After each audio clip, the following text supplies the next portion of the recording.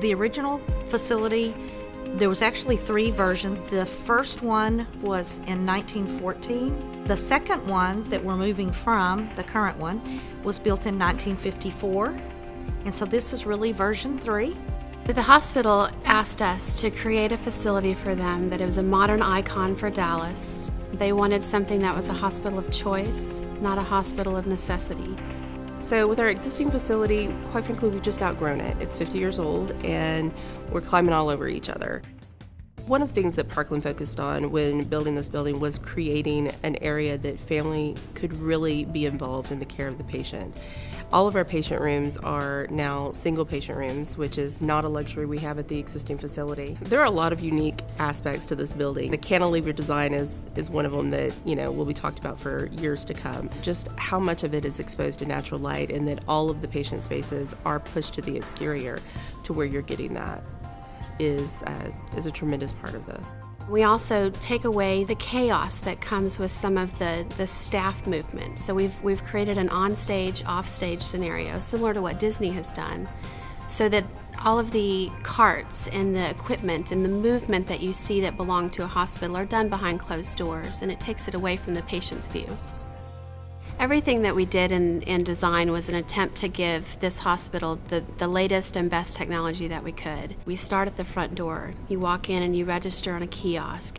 There'll be tracking boards that are electronic. They're fed automatic from our electronic medical record. They have entertainment in the rooms at the foot wall. They have cameras attached, and they can have the doctor have a video conference with them, or the hospital can provide information to that television.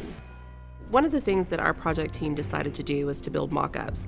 What we did is we had several different manufacturers come in and install their flooring that we were considering. And we did some testing for staining, from anything from betadine to mustard.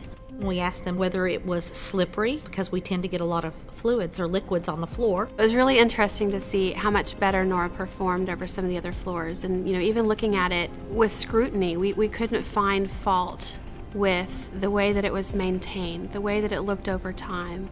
We've got over 750,000 square feet of that particular floor in this facility. We were pleased to have Nora come out and do a portion of their ergonomic study with us and test some of the materials that we tested in the beginning in the mock-ups. And it's important to us to be able to validate that the decisions that we came to as just designers and staff really were the right ones. While you can have orthotics and you can have real fancy, expensive shoes, they do a little bit for you, but really the softness of the floor and the fact that it's flooring that lasts for a long time and it doesn't tear up for us is really great.